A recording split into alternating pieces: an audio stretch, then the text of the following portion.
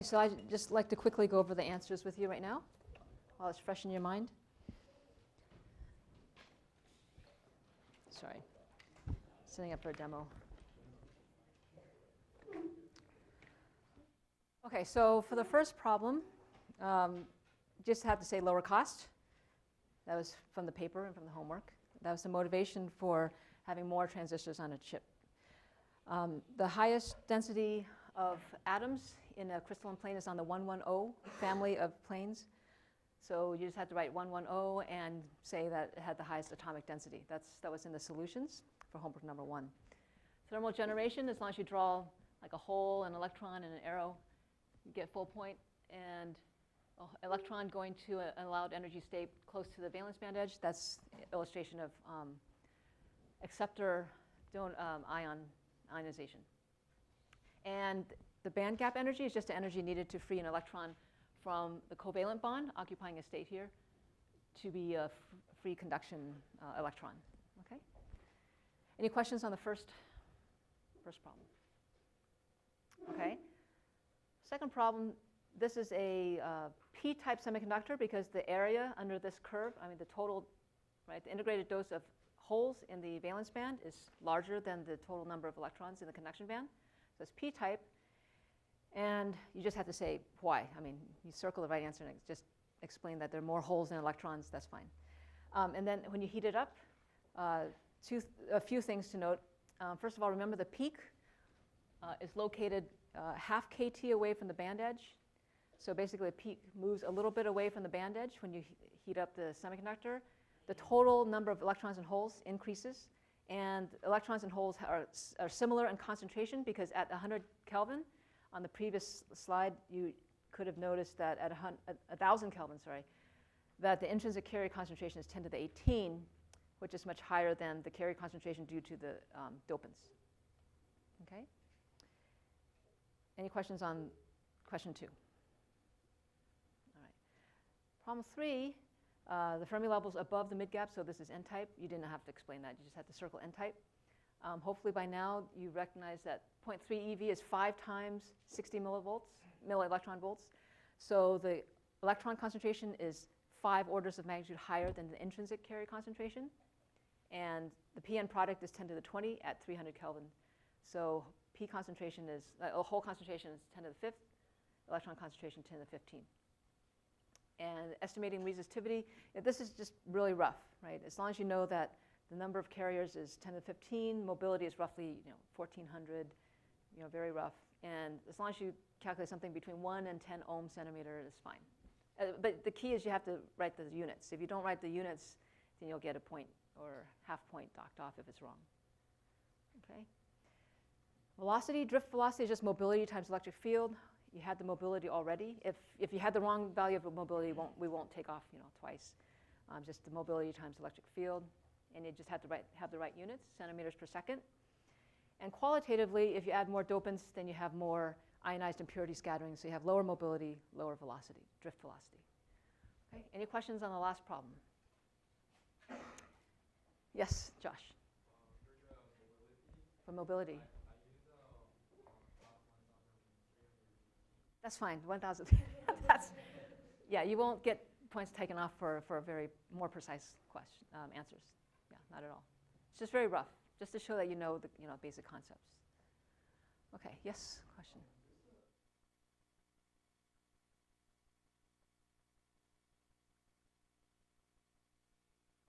Oh yes, uh-huh.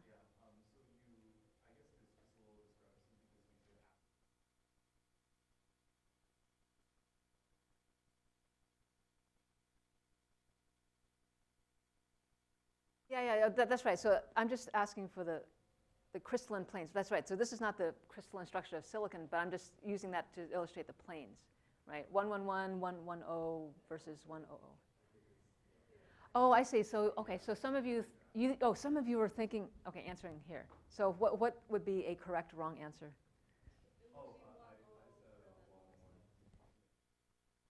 Okay. So for holes, the highest density is 100? 111? In my answer, I also put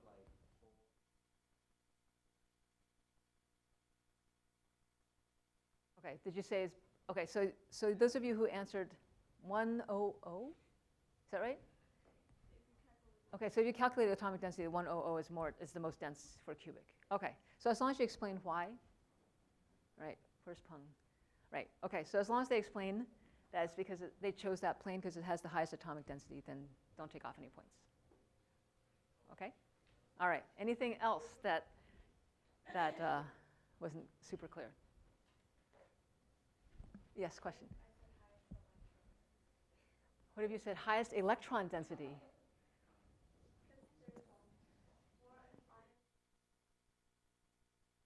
Okay, highest electron density. Is that, I guess that's true. Is that right? Okay, all right, that's fine. We'll take that. Okay. All right. All right. Now the quizzes are just to try to encourage you to keep up and, understand the material. So that's fine. We're not going to be super, tough on the grading. Okay? So how did you all do? What do you think? Did all right? Excellent. Okay, so we'll report the grades back, at the beginning of the next lecture. Okay, so let me finish the notes from last time. Sorry, I didn't cover it all.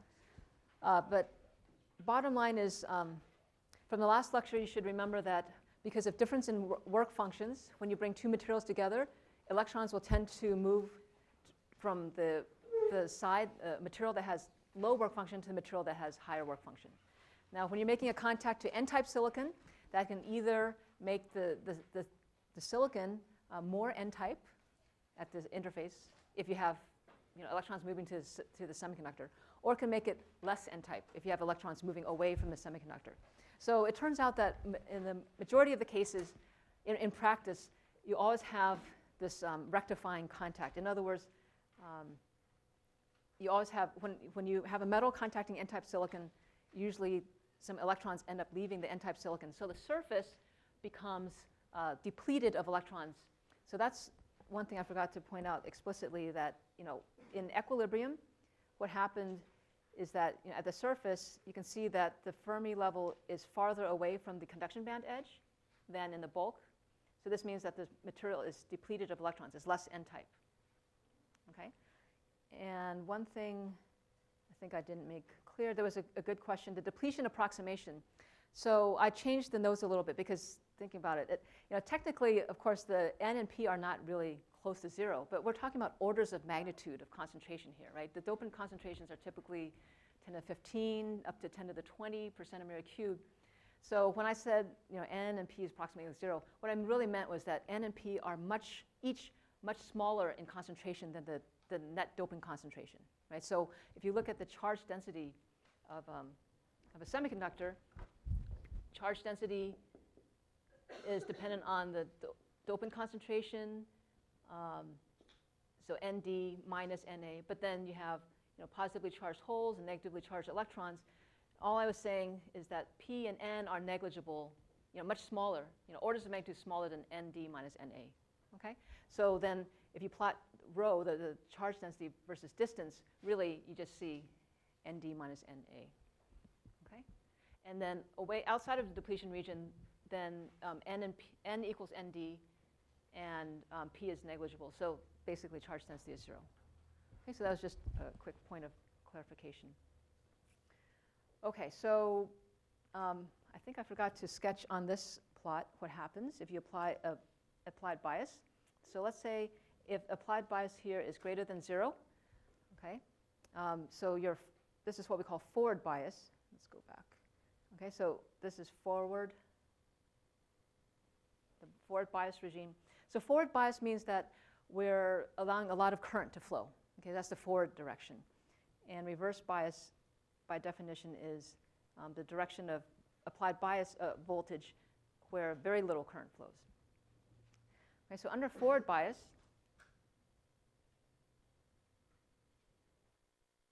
what we do is we actually counteract that built-in electric field. So we reduce the width of the depletion region. Okay, so that's what happens with applied bias. It just basically reduces the amount of charge stored on either side of the junction.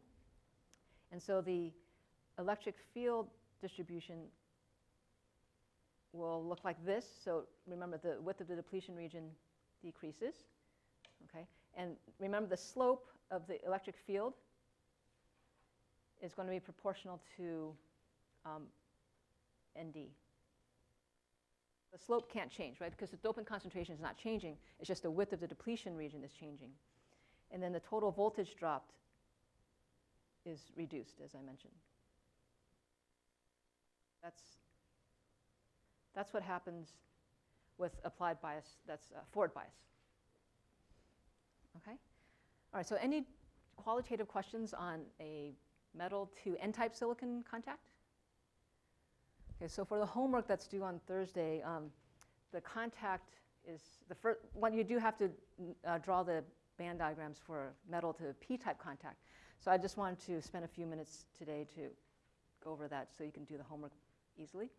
Again, the convention is that the electrostatic potential and the semiconductor, in the doped semiconductor is the reference potential. So that's 0. That's defined to be at 0 volts. And we apply a bias to the metal. Okay?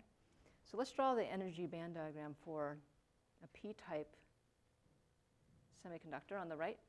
So this is before contact is made. See? So for a P-type semiconductor, the Fermi level is below the mid-gap. Right? It's closer to the valence band. And for the metal, let's draw the same reference vacuum energy level. Okay, so in this particular example, the work function of the metal is greater than the work function of the silicon. So that means that the work function, okay, the Fermi level has to be like down here somewhere in the metal. So that this work function, phi sub m, is greater than this work function of the semiconductor. Okay, so remember, electrons will always want to go to the material with larger work function, like lower Fermi level. So when these materials touch, after a while, the electrons will actually want to go to the metal, making the surface even more P-type. So that's why the energy band diagram shows the valence band edge coming closer to the Fermi level at the interface. So basically, you end up with an accumulation of holes right at the interface. And this, usually in practice, this barrier, this distance here between the Fermi level in the metal and the valence band in the semiconductor, the valence band edge, is relatively small. So holes there are plenty of holes sort of within 1/10 of an electron volt of the Fermi level in the metal. So you can have holes easily flowing back and forth at this junction. So this is an ohmic contact.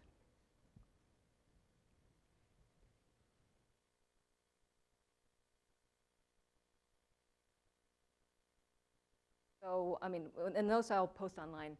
I'll just write down in words. But basically, initially, electrons move from the semiconductor, P-type semiconductor, into the metal.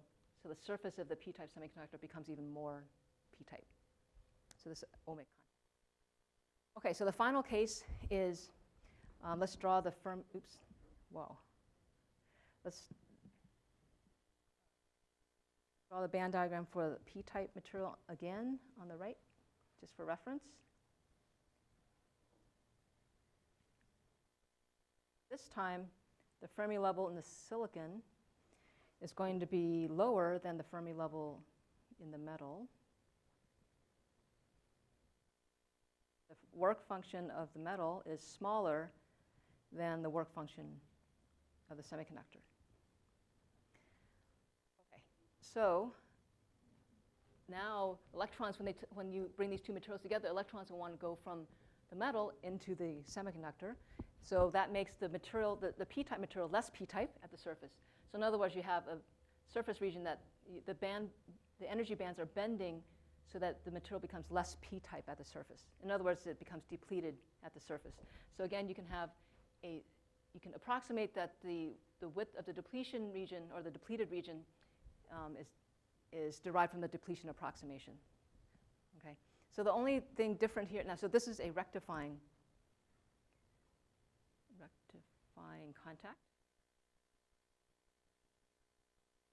Because now it is not easy. If you have a hole in the valence band of the semiconductor, there's a significant potential barrier for holes to diffuse from the semiconductor into the metal. Okay, so that's not so easy. And then now there's also a significant Schottky barrier height, a Schottky barrier for holes to flow from the metal into the semiconductor. So typically the Schottky barrier is more than 0.3 electron volts. So that's more than a few kT away from the Fermi level. So there are very few holes so deep below the Fermi level in the metal. So it's very difficult to get holes to flow from the metal into the semiconductor. Okay, the Schottky barrier height is ideally equal to, okay, so let me draw this is not drawn to scale, but let's say this is the free electron energy level. So the Schottky barrier height is going to be equal to this distance here. That's the, wait a minute, is that right? Yeah. It's hold on.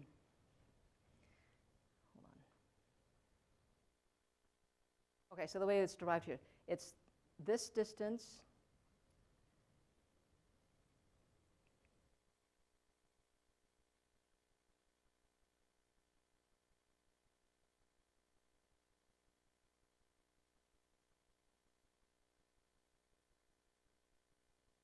Okay, this is right. So the way I look at this is that, so this is chi, this is phi m, and of course this is the band gap energy here. So chi plus Eg,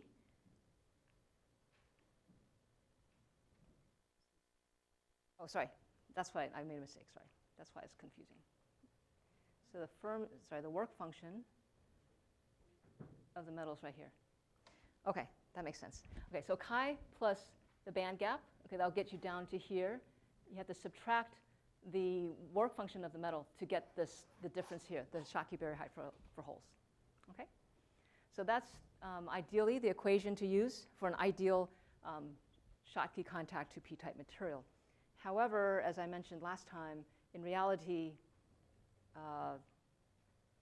Schottky barrier heights are experimentally determined, and there are defects or trap states that can trap charge at the interface between the metal and the semiconductor. So you really should just use the tabulated, experimentally measured values of the Schottky barrier height for electrons and holes from these tables. Yes, question? So wouldn't you have to use the electron affinity at the...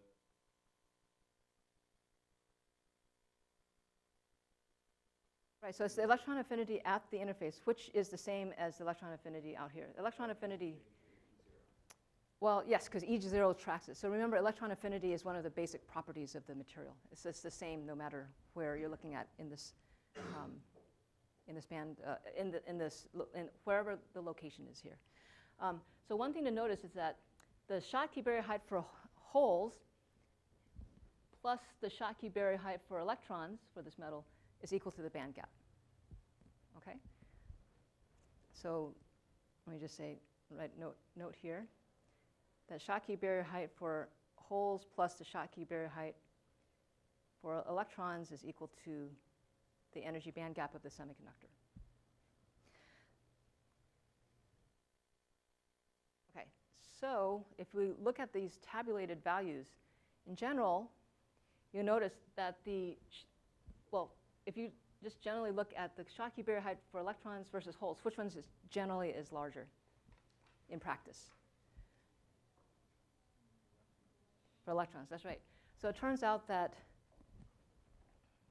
and this is in the summary slides, but I'll mention it here. Typically, the Schottky barrier height for holes in silicon is about 1/3 of the band gap energy. And typically for electrons, it's about 2/3 of the band gap energy. It just turns out that that is always the case. Okay, so you'll have a homework assignment sort of that reminds you of that. I guess it's going to be due next Thursday. Okay, so the depletion width for a p-type, contact to p-type semiconductor is pretty. You can derive it similarly as we did for the n-type semiconductor. So in the interest of time, I won't rederive that. But it's basically the same formula, except notice this term here.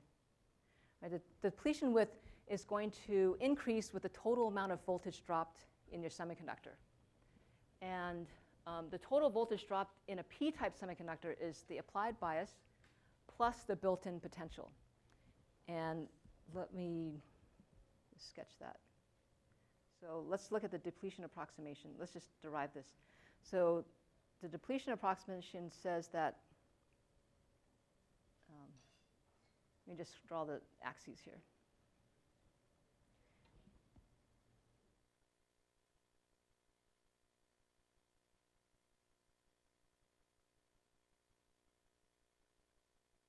Okay, so the depletion approximation states that the p-type semiconductor is depleted, and the only charge that's present is due to the ionized dopants. So what value will it have at the interface, or near the metal contact?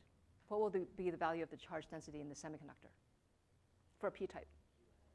It's QNA. Now, remember, Na, the acceptors are negatively ionized, so it's going to look like this. Right, so the charge density is going to look like this. Okay, so if we integrate that, using Poisson's equation, we'll find that the electric field since this is a constant as a function of distance, electric field will be a linear function of distance, and the electric field goes to 0 within the neutral, charge neutral semiconductor. So electric field looks like this. For the built-in potential, we know the built-in potential goes to 0. Remember, the semiconductor is a reference, right? It's ground. So it goes to 0 out here. And we know there's a built-in potential here. So if we take the integral of the electric field, that's how you get the voltage, electric potential versus distance. But you have to take the negative integral. So you start at VBI, the built-in potential, and then you have to subtract from that. So basically, the slope is going to be steeper and then get less steep and less steep as electric field gets weaker and weaker. So basically, it'll be a quadratic curve like this. Okay. So to get the the energy band diagram, you just flip this so that it's curving down like this. The energy band diagram curves upwards, right? You just flip the polarity of the electrostatic potential distribution, and you'll get the energy band diagram. Okay, so if you look at this, this is negative charge here, positive charge here. The built-in electric field, which direction is the built-in electric field pointing? To the right. Okay, that's good. And if you apply VA greater than 0, does that reinforce or counteract that built-in electric field? It reinforces it, right? So that's why in this term here, it's VA plus VBI, whereas for contact to N-type semiconductor, it was VBI, or the opposite, right? It's minus, right? So that's the key difference between a metal contact to N-type semiconductor and a contact to P-type. You just have to keep track of the polarity, of the applied bias. So if you plot the current, versus VA, now we know this is a rectifying contact. Which polarity of VA will be forward bias? That's right, negative. So negative, okay, I'm going to change colors back. So for negative applied bias, you'll get lots of current flowing. So this is forward bias for a contact to P-type, and you'll get some negative current flowing, small negative current flowing for reverse bias. Okay, so qualitatively, does that make sense? So the equations look similar for N-type and P-type contacts, but you just have to draw the curvature of the bands and the electrostatic variables kind of just opposite polarity. Okay. Okay. Any questions about the electrostatics of metal semiconductor contacts? Yes. Wait, can you also find Okay, so the question is, can you find the charge density profile versus Poisson's equation? But okay, so we actually know the charge density profile. It's assumed. So we use a depletion approximation to state that only down to a certain depth or a certain width of the semiconductor will be fully depleted of mobile carriers. So the charge density will just be equal, it will be dictated by the dopant concentration. So we use Poisson's equation to get from rho to E as a function of distance. And then from E to V, and V, you get the energy band diagram. Okay? So that's kind of the direction we always go. Start from rho, then go to electric field, and then go to electrostatic potential. And we know, it's defined to be 0 electrostatic potential at the semiconductor and applied bias out here. Okay. So this is just a summary, okay, of rectifying versus ohmic contacts. All right, so for today, this is a shorter, we're going to go through this more quickly, because we sort of already introduced the current flow qualitatively in a PN junction, in a metal semiconductor junction. Okay, so there's always going to be one direction of applied bias that allows current to flow easily, and that direction is defined to be the forward bias direction regime. So again, this is for a contact to N-type silicon. Okay, so qualitatively what happens is that in equilibrium, well, we don't have equilibrium here. Okay, in equilibrium, the Fermi level is the same on the left and the right of the contact. And so you have electrons, some electrons do have enough kinetic energy or thermal energy to diffuse to the metal. And vice versa, you have some electrons from the metal that will diffuse into the semiconductor. And that in equilibrium, the flows of electrons going in either direction cancel out. Now you can upset that balance by applying a bias. So if you apply a forward bias, remember we reduce the total voltage dropped in the semiconductor. So we're reducing the barrier for electrons to diffuse into the metal. So this is Q times V Bi. So we can actually, so electrons moving to the left in a negative x direction, that's positive current. Okay, that's why we have this. Now remember the number of electrons that can, well, okay, this is going to be covered on a separate slide. But qualitatively, the number of electrons that can make it over that barrier is going to be exponentially increasing as you make that barrier lower and lower. Okay, so I think you remember just from the quiz, right, that the concentration of electrons looks something like this. So if you, with a high barrier, you only like these electrons can make it over the barrier. But if you, let's say, lower the barrier, then you have all these electrons that can make it over the barrier. And so the total number of electrons that can make it over the barrier is just increasing exponentially as you lower the barrier. Okay, and that's why the current increases exponentially. Now, if you apply a reverse bias, you're actually tipping the balance the other way. You're making it harder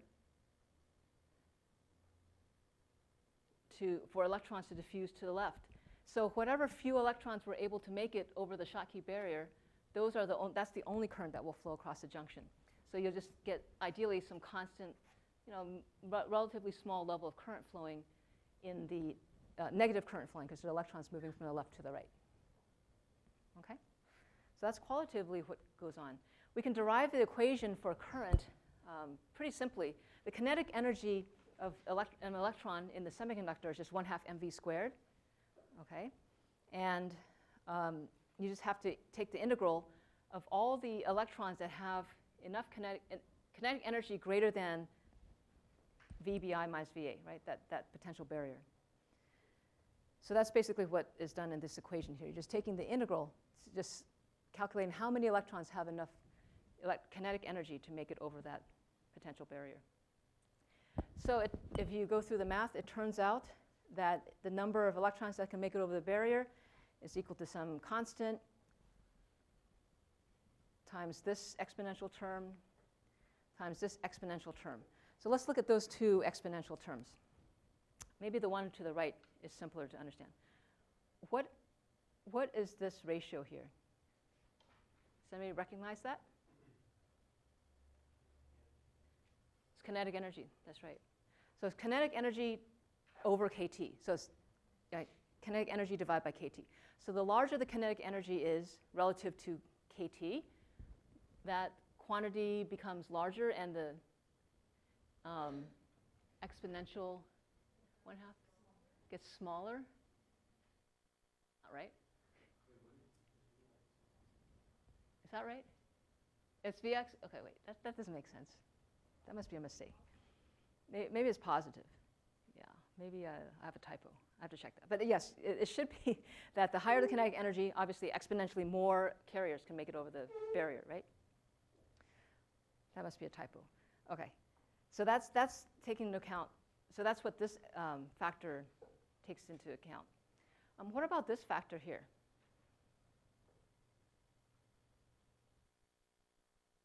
Like, what does this look like? This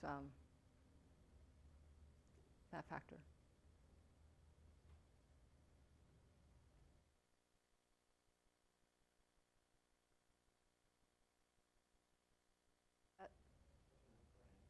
It's like it's something to do with the Fermi level, right? Okay, so let's go back. So remember those educational applets? So what happens when you bring the Fermi level closer and closer to the conduction band edge? Right, this peak increases. Right, so we're taking the integral of all the electrons that have enough, kinetic energy, like above a certain level. Then that's exponentially, going to decay as you go up higher and higher in velocity. Oh, that's true. That's right. Okay. And then, but the number of electrons depends on the position of the Fermi level, right? The closer the Fermi level comes to the conduction band edge, the larger that peak is. Does that make sense qualitatively? Okay. So that's. Oh, okay. So this equation makes sense, right? There's no typo because see the number of electrons at higher kinetic energy is decreasing, right? So there's nothing wrong with this factor here, right? So the higher the kinetic energy, the less likely, exponentially less likely you're going to find an electron up there. But the probability you'll find an electron depends on the location of that Fermi level, right? If it's more n-type, you'll have a larger number of electrons at the high velocity. Okay, great. So it's just math. You can, okay, so the math is just saved from doing the math here. The bottom line is the current then, if you integrate all of those carriers with sufficient kinetic energy to surmount the barrier, it's just a constant times temperature squared. Okay, so why? Well, it's the number of states depends on allowed energy states, right? Depends on temperature, and so that's probably not too surprising. You just have to remember there's this term that depends on the Schottky barrier height. Okay, the larger the Schottky barrier height, the smaller the larger the built-in potential, and so therefore the current, even if the applied bias is 0, the amount of current that can flow in one direction from the semiconductor to the metal is going to be smaller. But this factor here accounts for the fact that the applied bias can change the total voltage dropped, or the potential, the height of that potential barrier. Okay, so qualitatively, hopefully, it's not hard for you to see that this is equal to some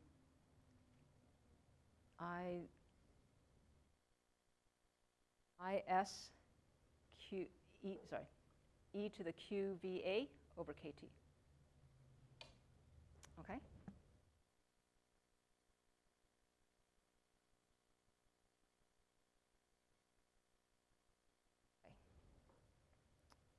So that's only for electrons that can flow from the semiconductor into the metal. But we know there are a few electrons that can flow from the metal into the semiconductor. And we know that the current due to that has to exactly balance out the current in the other direction when the applied bias is 0. Okay? So if we add the current due to electrons flowing from the metal to the semiconductor to the current due to electrons flowing from the semiconductor to the metal, we get this nice classic diode equation. Okay, so you have this exponential term -1. -1 just is accounting for electrons, the few electrons that are diffusing from the metal into the semiconductor over the Schottky barrier. Okay, so qualitatively, does this make sense? I hope.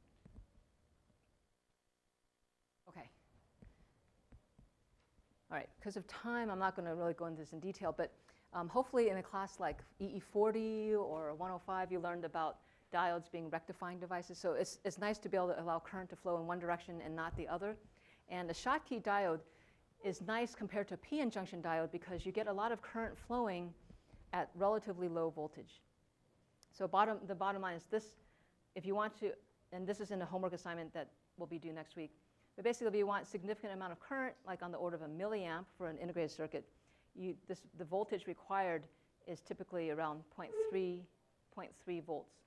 Okay, a p-n junction, if you want significant current to flow in the forward direction, you have to apply typically more than 0.7 volts. So you might, basically, you're wasting some voltage drop across a diode in a circuit. So if you would like to have like lower power consumption, like this is a DC power source, converting AC power to DC power.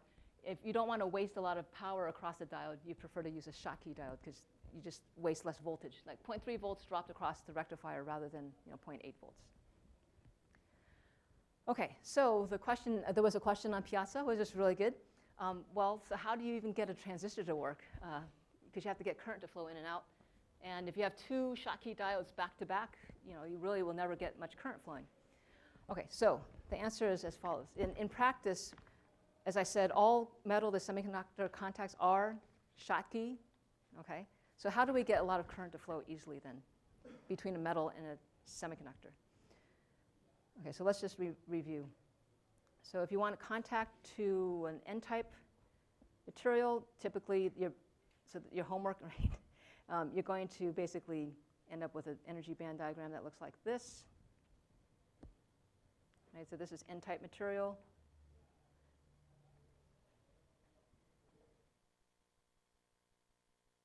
So you'll have some significant Schottky barrier here for electrons.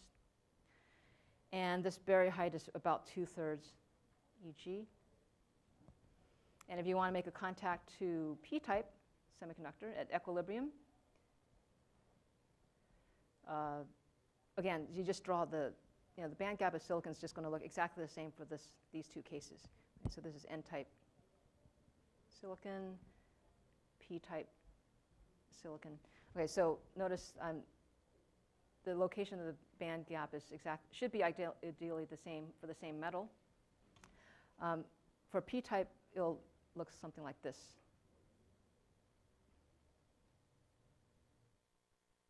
Okay, so in either case, you have some significant barrier to carrier flow across the junction.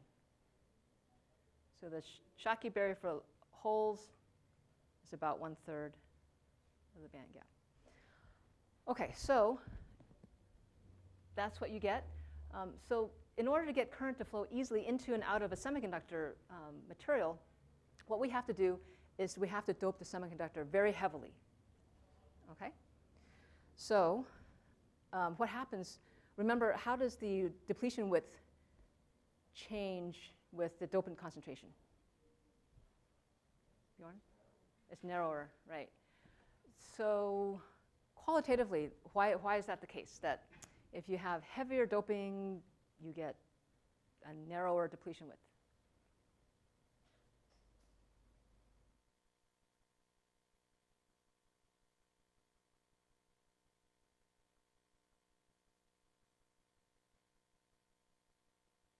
That's right, that's right. So you have higher dopant concentration, or the charge density.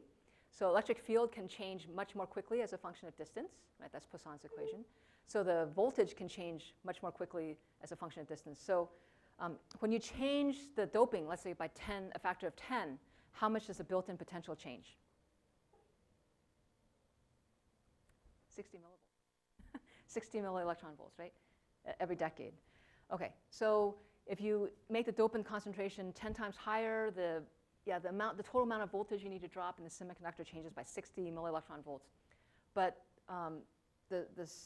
basically, the slope of the electric field and therefore the distance needed to drop, like the built-in voltage, even though it's 60 millivolts more, is going to be much shorter. Okay, so it turns out that if you make that barrier very narrow, okay, so I'm just going to draw it sorry. Let's just exaggerate here. So let's say we have heavier doping, so that let's say it's degenerately doped even, so the Fermi level is close to the conduction band edge. You know, the width of the depletion region will be so narrow that, okay, so this is like high doping. Actually, carriers, electrons won't have to worry about going over that potential barrier. And I don't know if you can all see, but I had a little demo there, so, well, I can show you. But anyway, okay, so if that potential barrier is so narrow, electrons, of course, have there are particles as well as, and they're waves. They have wave-like properties. So if the barrier is so narrow that electron wave function can actually penetrate and have some significant value to the left of the barrier, then electrons can actually quantum mechanically tunnel through and just basically flow between the metal and the semiconductor. They do not have to go over the barrier. They can just go right through it. Okay? So that's basically, it's quantum mechanical tunneling. So this only occurs if the width of that depletion region is pretty narrow. Okay? So the probability, so let's go back. So this is so narrow. So this, by so narrow, that means less than 10 nanometers. Okay, I mean for silicon is less than 10 nanometers. So in the homework that will be due next week, you'll calculate, okay, what kind of dopant concentration do you need to get to make that depletion region 10 nanometers or less? But it turns out that you just need to degenerately dope the semiconductor.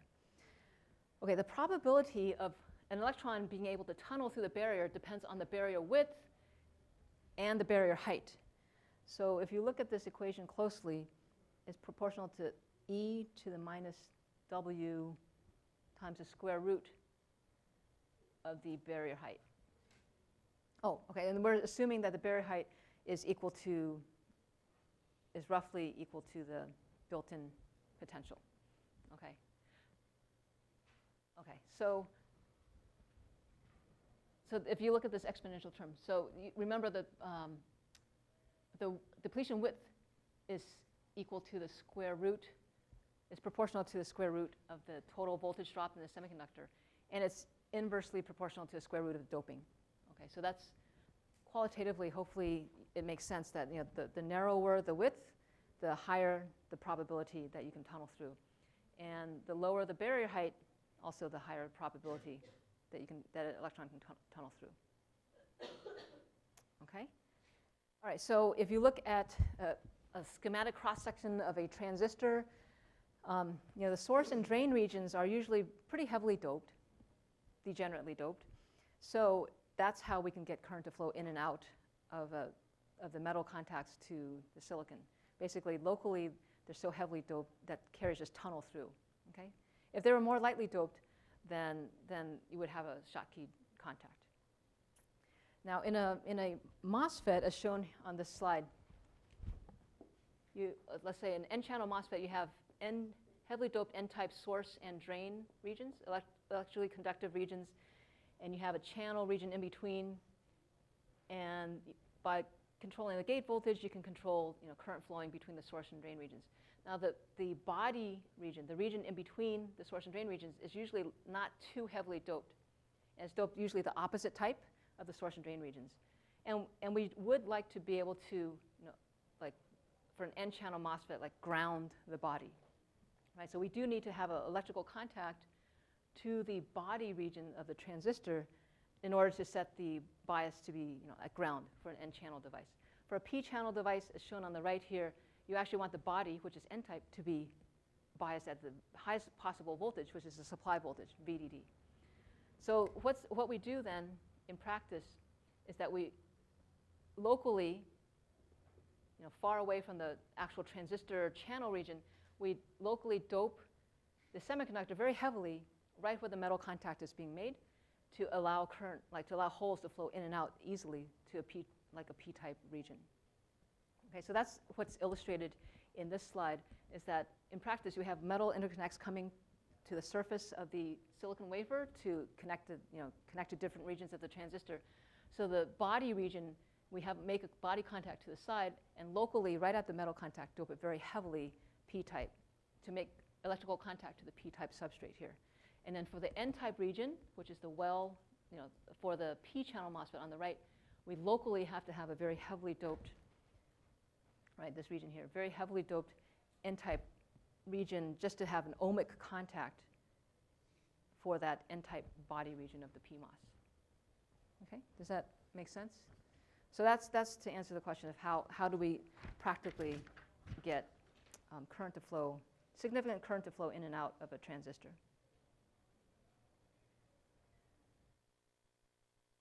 Okay, so let me just summarize here. So heavily doped regions are needed to form ohmic contacts.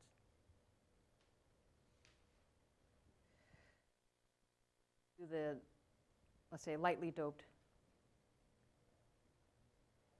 semiconductor regions.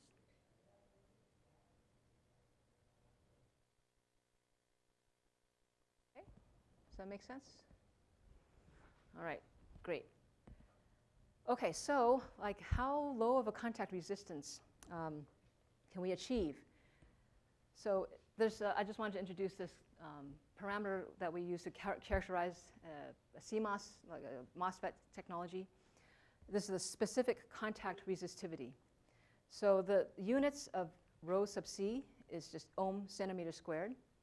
And rho sub c is just, you can easily, it's defined, if we use these units, it's the resistance of a metal to semiconductor contact with an area of 1 square centimeter.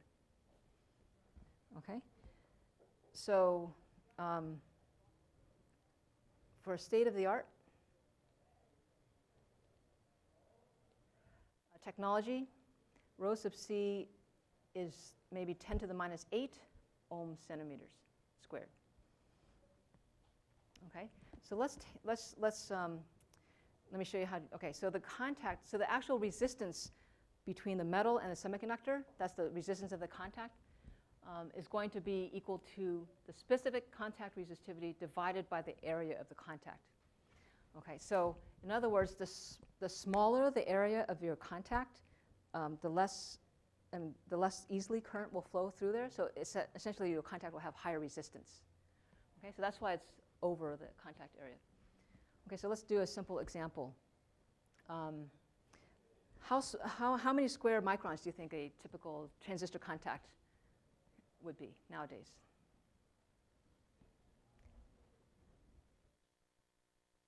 Let's say it's less than a micron on a side, right? Our transistors are less than 1 micron in minimum dimension. So let's say let's say the contact area, this is actually not a small contact, but is like 0.1 microns by 0.1 microns.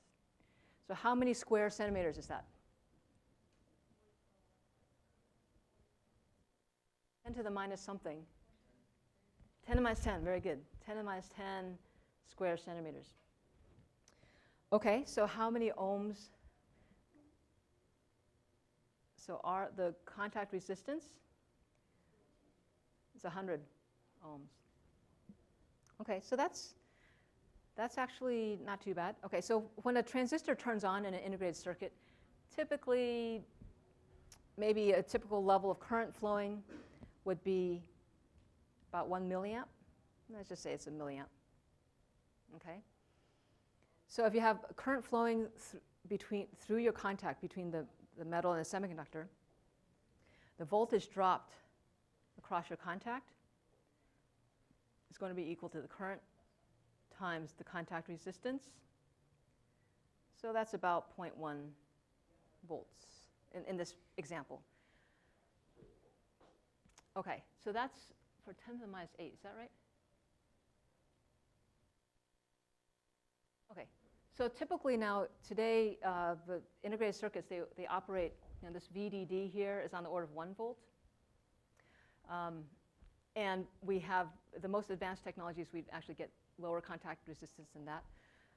So very little, ideally, if we design the technology properly, very little voltage is ever dropped across a contact, which makes sense, right? Because if you want to actually apply a voltage to your transistor and get current to flow, you really want to get the voltage applied across the channel, rather than wasted, dropped across the metal contact. Okay, but this just gives you an idea of order of magnitude how resistive a metal to semiconductor contact really is. Okay, so I'll skip this. This is more advanced stuff, but so voltage drop across an ohmic contact. So in this class, later on, so from now on, when we look at more advanced structures like p-n junction diodes, transistors, and so on, we will always assume that very little voltage is ever dropped across an ohmic metal to semiconductor contact. In other words, and so therefore, if the applied bias across this device is essentially 0, then you can think of it as being near equilibrium conditions. So in other words, the electron concentration is approximately equal to the equilibrium concentration, and the hole concentration, we can assume is equal to the equilibrium hole concentration. So in other words, the excess concentration is negligible, and the excess electron concentration is negligible, and the excess hole concentration is negligible. Okay? So in other words, excess what we will assume is the excess carrier concentrations at an ohmic contact are 0. Okay, so when we start talking about p-n junction next time, any p-n junction will have a metal contact on either side. We're just going to assume that there's no voltage dropped across the contact itself, and excess minority carrier concentrations are 0 in the semiconductor at the contact. Okay, I think that's it. So we have Professor Piester who will join us for the undergrad social later today, so I hope to see a lot of you there. All right, thanks.